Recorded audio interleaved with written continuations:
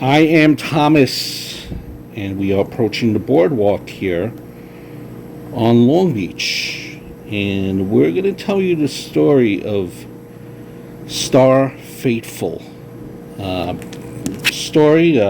unsolved story, almost 100 years ago. I believe it's 93 years ago, specifically. And it happened right here in Long Beach. This town was a very, as it is now, it had, even back then, had a lot of mansions, hotels, bungalows. Families would come out to gather, enjoy the summer, be by the beach. On the morning of June 8th, and that is Starr Faithfull. On the morning of June 8th, an individual by the name of Daniel Moriarty was taking his daily walk along the sandy beach to do some beachcombing. To his disbelief, he found more than shells and rocks, really more than he bargained for that day. He discovered the dead body of a beautiful young woman, Starr Faithfull, who you see here. She was washed, she had washed up along the shoreline. She was wearing silk stockings and an expensive black and white paisley dress from Lord and Taylor. Starr Faithfull was a wild, some say, self-made socialite who lived during the Jazz Age, Prohibition, and parties. She was often seen wearing expensive, flapper outfits, frequented speakeasies and nightclubs. She did not come from money, nor did she have a job. Who paid for her glamorous clothing, no one knows. Just as no one knows how she ultimately ended up dead on the beach. There is her family. To this day, it remains a mystery. A little background on Starr Faithfull. She came from a dysfunctional family. By all accounts, lived a strange and tormented life. Born Starr Wyman in Evanston, Illinois in 1906, to Helen Pierce and Frank Wyman. Helen came from a line of old New England families, many of whom came from wealth. Her side of the family was, however, impoverished. Frank was an investment broker in Chicago who didn't make much money. What little he did, he really just squandered it away.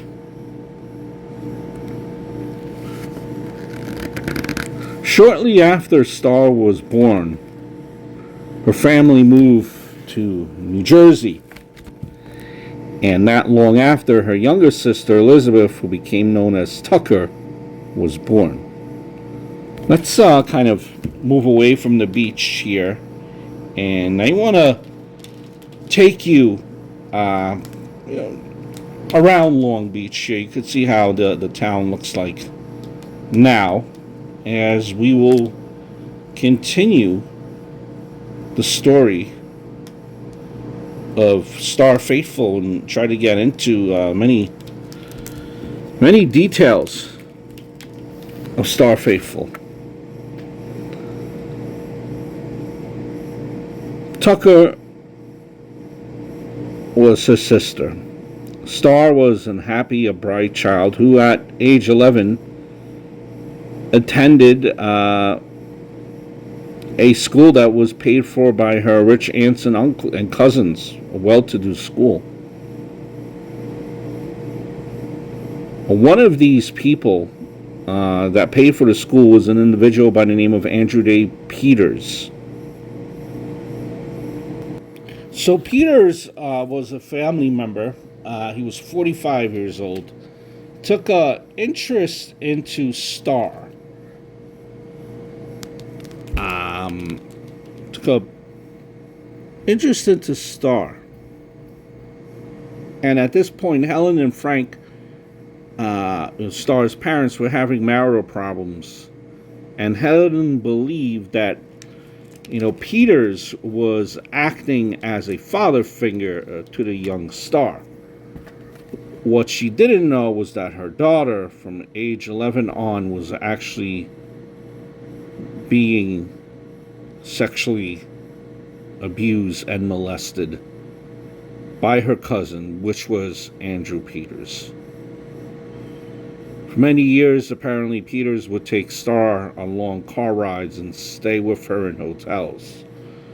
Starr's parents could never imagine the horrible things that were happening to their daughter, obviously.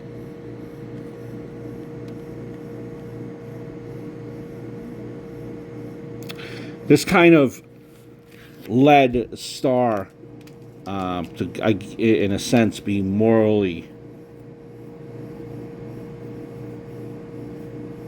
corrupt. She drank heavily, was known to take barbiturates and inhalants, which actually Peters had gotten her hooked on. Her behavior was loose and erratic, and she was known to hook up with men. A diary that surfaced after her death revealed her to have had sexual relations, menage a trois, with 19 men, including Andrew Peters, who she referred to her in the book as AJP. And this would go on for many of years, and it, in a sense, kind of destroyed Starr's life. At age 19, she spent 9 days in a mental hospital in Boston. And this is, approaching Long Beach, in the town. Spent 9 days in a mental hospital. On another occasion, she was committed to Bellevue Hospital in New York after she was found beaten, drunk, and naked in a hotel room. Now, despite her issues, she somehow managed to take a 9-month cruise to the Mediterranean in July of 1926. 9-month cruise. Where she got that money to do this, no one knows. She was actually known to sneak her way onto cruise ships, and sometimes she would get caught. Apparently, she took at least 8 ocean voyages and made her way to London on 3 separate occasions. On one trip, she overdosed on sleeping pills and almost died. Cruises are amazing trips, so let me tell you. I haven't done one in quite some time, though. During her travels, Starr was known to have liked the Bon Voyage parties and would flirt with the ship's officers. She fell in love with a Cunard ship surgeon after he pumped her stomach after a night of heavy drinking. She became obsessed with him. Writing him letters, but he didn't return her affections. And in those letters, she would reveal how much she hated her life, how depressed she was, and how she wanted to commit suicide. In one letter, she wrote, "To end my worthless, disorderly bore of an existence before I ruin anyone else's life as well. I certainly have made a futureless mess of it all. I take dope to forget and drink to try and like people, but it's of no use. Everything is anticlimactic to me now. I want oblivion." We're now on May 29th of 1931, and you remember our timeline when Starr was found washed up along the shores here. So May of 1939, May 29th, Starr was in a drunken state.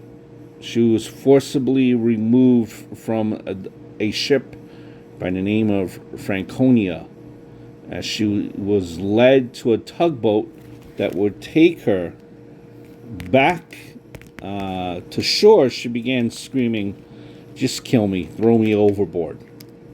The last time Starr was seen was a few days later on June 5th of 1931. Apparently she had made her way onto yet another ship, which was the Cunard liner Carmania, where she had lunch and tea with a man by the name of Charles Young Roberts. That was the ship's surgeon. She had known Roberts apparently for about a year, but it is unknown if she had any relations with him. She talked to Roberts about plans she was making to travel to Europe. Then she told him of the love she had for Carr and how miserable she was. She wasn't drinking, but to Roberts, she did seem to be on something. She told Roberts that she was planning on attending a party on another ship later that evening, the Ile de France. Starr left the Carmania shortly after 10 p.m., and Roberts got her a taxi, giving her $1 for the fare. He believed that she was headed to the Ile de France. Now, Stan Faithfull, meanwhile, went to police and reported that his stepdaughter was missing, stating that she went out to get her hair done on June 5th and never returned home. Now, a few days later, on June 8th, Faithfull returned to the police station to say that Starr was still missing. They had no information at that point for him. And that same afternoon, Stan Faithfull came across an article in the newspaper that spoke about a female body being washed ashore on Long Beach. He had a hunch that it might just be his stepdaughter. Now, the police, upon discovering the body of Starr Faithfull, told Stan, again, the stepdad, that the woman had died from drowning, and it was either an accident or suicide. Now, the stepfather was convinced, however, that it was murder. Despite telling the police not to contact the press, upon arriving home, Faithfull himself, the father now, called a press conference where he told lies, apparently, to the reporters, saying that his stepdaughter was a quiet, home-loving girl with no serious boyfriends and had no bad habits. He claimed she was a lighthearted, happy, tranquil-minded girl and that she had no reason to commit suicide. He continued to say that she was murdered, an accusation that the police took seriously. Now, there was an autopsy performed, and he believed that Starr had been drowned in shallow water, this is Dr. Otto, and that she had been roughly handled. He surmised that two men may have held her head under water until she died. He believed that she had been dead for about 48 hours when she was found on the beach. He claimed there were no drugs or alcohol found in her system. Now, a second, more thorough autopsy was also performed by an official toxicologist from New York University. According to his report, analysis of her organs show that she had about 12 grains of the powerful barbiturate veronal in her body. And this was a large amount. 2 grains would make a person sleep. 12 grains would make a person unconscious for a long time, or could even cause death. There were also bruises and abrasions found on the body, which indicated that she may have been in a violent struggle before she died.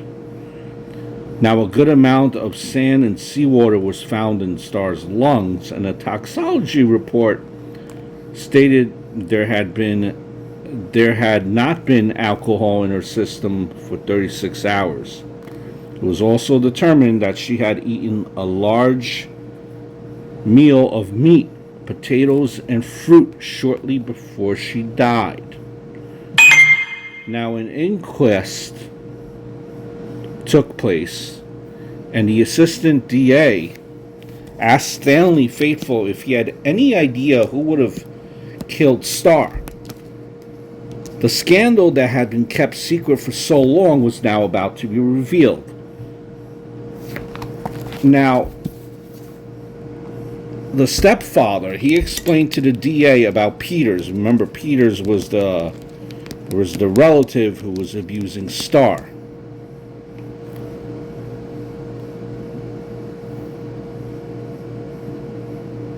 Now, a little backstory. Apparently, the Faithfull family was kind of blackmailing, or in order to keep secret their secret, being that Peters was running for mayor in his hometown there. Peters would have to be paying the Faithfull money to keep keep the secret, which was still going on. And actually, the stepfather had received a recent payment from Peters.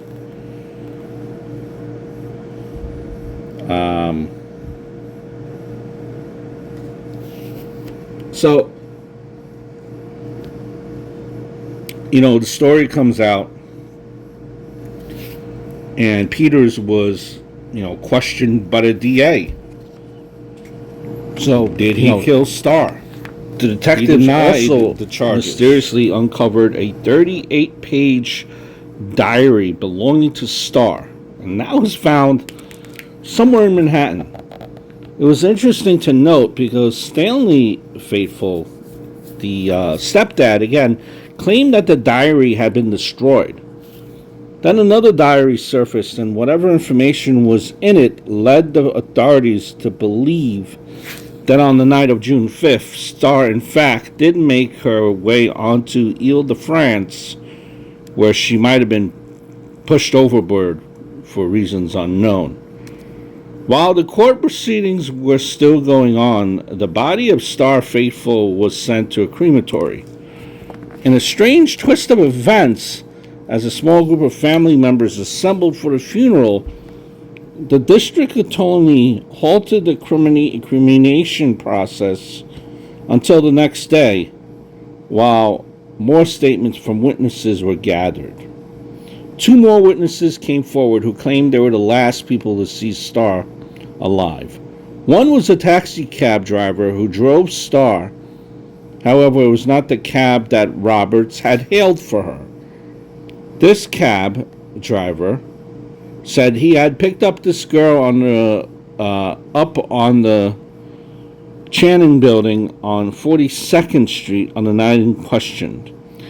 He said she was smartly dressed, but obviously under the influence of alcohol.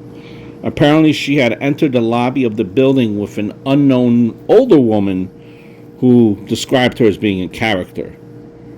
Now, also, a traffic patrolman, the second witness, claimed he had helped Starr and the other woman into the cab.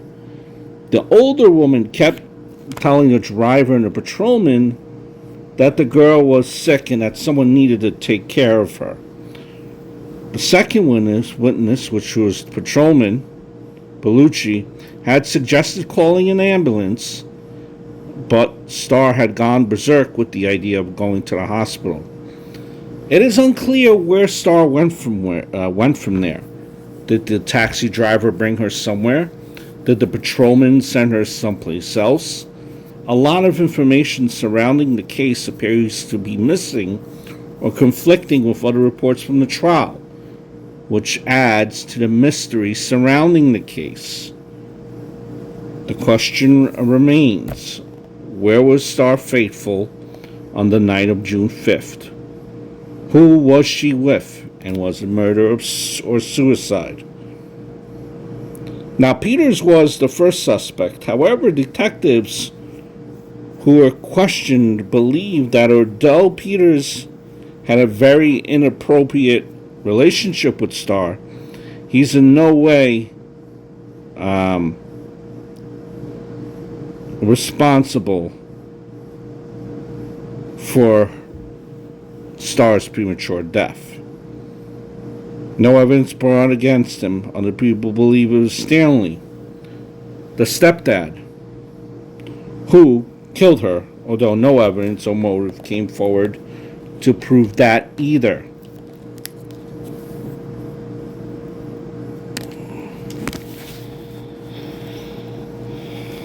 Now, in 1966, a book was written by a crime historian. He came up with his own theory as to how Starr died. So this author also, had some theories as to how Starr died. According to his research, there was a flaw in the case. It was noted that it was 10:30 when the police officer saw Starr get into the cab. The Ile-de-France left the dock exactly at 10 p.m. Logistically, Goodman knew that Starr could not have been on the ship that night, nor could she have been on any other liner for that matter, after she left the Carmania. So he did not believe she was pushed overboard on any ocean liner. Instead, according to his research, 3 different police informants told investigators that Boston gangsters found out about the situation Peters was in and decided to blackmail Peters for $30,000. Now, a rival gang supposedly stole the money and sent out to get more information on Peters from Starr. They could hold this new information against Peters to get even more money from him. Continuing Goodman's theory, a gangster by the name of Vanny Higgins had orders to have Starr kidnapped and brought to an undisclosed location where she was given a meal and then drugs. She was then questioned, and perhaps Higgins was not satisfied with her answers and had the girl beaten, wanting it to appear as if she had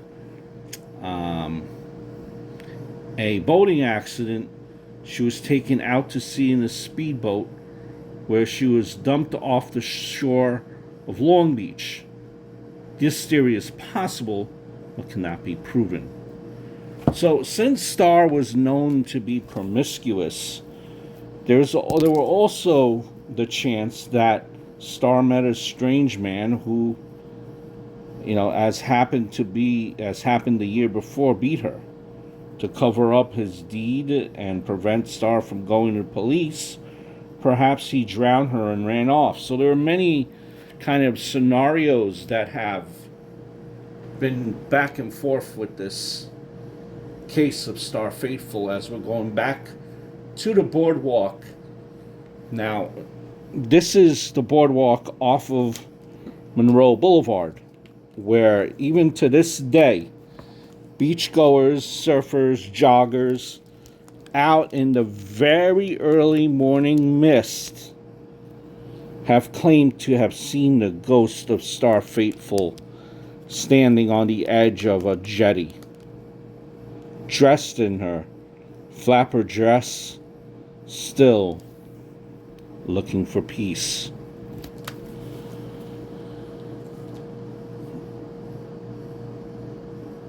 There was also the possibility that Starr committed suicide, but where did the cuts and bruises come from? In one letter to the car, Starr wrote, "My worthless, disorderly bore of an existence I certainly have made a sordid, futureless mess of it all. I am dead, dead sick of it. Life is horrible. I have strangely enough more of a feeling of peace, or whatever you call it now, that I know it will soon be over. The half hour before I die will, I imagine, be quite blissful. The last letter to Carl was written the day before Starr disappeared and gave more specifics about the notion of a suicide. So, there have been many other occasions when Starr would speak of or write about suicide, so she was not taken seriously by Carr. He believed it was all part of the drama that was Starr Faithfull. We really still don't know what happened to Starr Faithfull. And even sadly enough, just to add to this story, when Starr was finally cremated, her ashes were never claimed by her family. Apparently, they had failed to pay the bill for the cremation. It is unknown what the funeral home did with her ashes.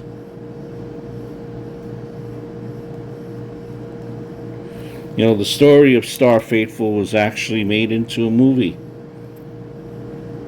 Butterfield 8 was the novel that told the story of Starr Faithfull. And again, it was made into a movie starring Elizabeth Taylor, who actually won an Academy Award. So what happened to Starr Faithfull? Many theories. No one knows.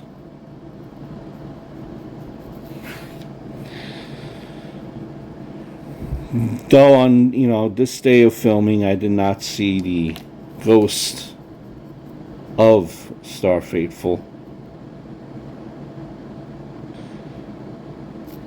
I just hope she is at peace. I really do. It's a sad story where you kind of see the foundations of how she became reckless and why she became reckless early on in her life. It's a sad story. And she died so young. And this case here in Long Beach, New York, remains unsolved. And it was one of the most notorious cases here out in Long Island. I hope all is well. Speak soon.